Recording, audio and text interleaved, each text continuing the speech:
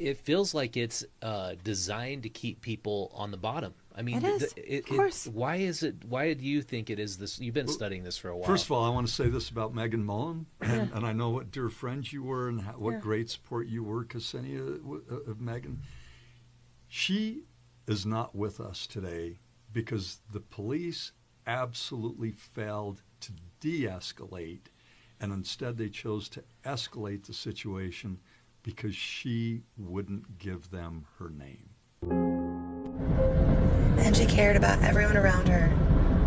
She handed out 3,000 meals as we pulled over on street corners and gas stations and camps and handed out meals 2 at a time so people had lunch and dinner. She's the strongest person I've ever met.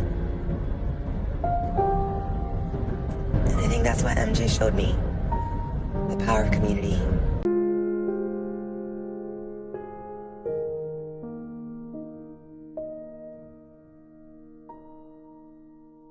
That's right. Far too often. There was the other man, he obviously had some mental health issues that was going into the brewery, just had his shorts on.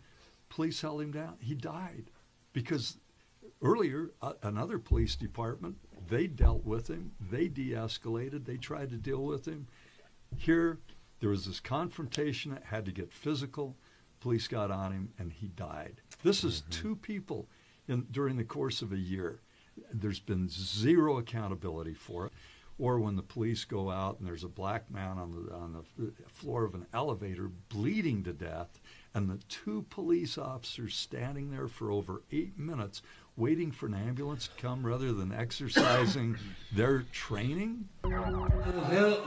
Okay, the medical's going to see you right now. I can't breathe. Letting him just lay like... We're not paramedics. We have medical on the way.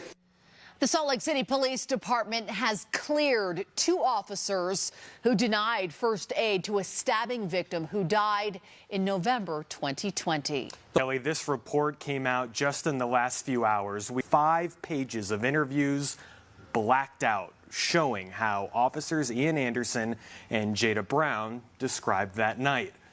The city says that information is private.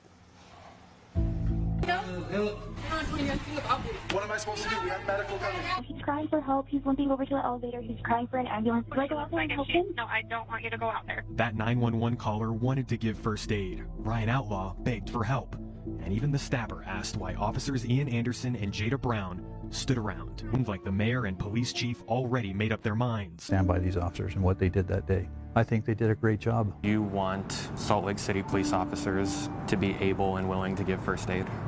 I want our officers to be safe. That's their job. Do anything for him, and the mayor and the chief of police both have said they support those 2 officers.